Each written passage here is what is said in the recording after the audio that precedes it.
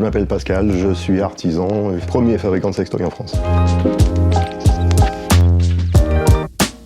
Je suis artisan ébéniste depuis 27 ans. En cherchant bien, j'ai vu qu'il n'y avait pas vraiment d'artisans dans ce domaine-là. Donc j'ai décidé de créer ma petite gamme, de commencer tout petit, avec un petit site. Et puis maintenant, on est les numéro 1 du sextoy en bois français. Et il y a toutes sortes de jouets, toutes sortes de stimulations. On a élaboré avec l'aide d'un sexologue une gamme complète qui va du cock ring au plug, au godemiché, tout ce qui existe dans le monde du sextoy. On a même une gamme vibrante également développée. Il y a le traçage sur une planche, la découpe du profil. Après, avec une machine, on va dégrossir la forme. Et en finition, une fois que la forme est conforme à ce qui est demandé, on va la finir, poncer et après passer au vernis. Bon, ça demande plusieurs heures. On a énormément de travail de ponçage et de finition, déjà de sélection du bois sur la planche. Donc les échardes, c'est impossible, il n'y en a pas. Pour un jouet, il faut une journée complète, en fait, le temps de faire toutes les étapes, le séchage du vernis. Mais ça ne veut pas dire qu'on fabrique un jouet tous les jours.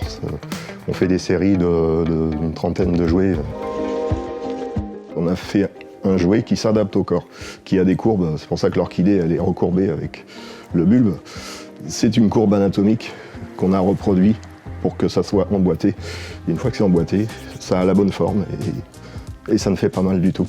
Certains modèles sont testés pour savoir s'ils sont adaptés. Donc, mais ils sont oui. Ah ok. Je teste pas des mammouths, mais beaucoup de clientes me disent que c'est doux et ça glisse tout seul. C'est dû à la finition, justement, le vernis est hydrophobe, donc il glisse dans l'eau.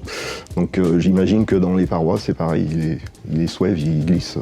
C'est agréable déjà de travailler pour donner du plaisir, c'est pas donné à tout le monde. Quand on fabrique certaines choses, c'est pas... Bon, les cuisines que je fabriquais avant, ça a donné du plaisir, mais c'est un instantané, puis après ça s'efface. Là, le jouet, il va donner du plaisir plusieurs fois, pendant plusieurs moments, et même la cliente va pouvoir acheter un nouveau jouet pour avoir un plaisir différent.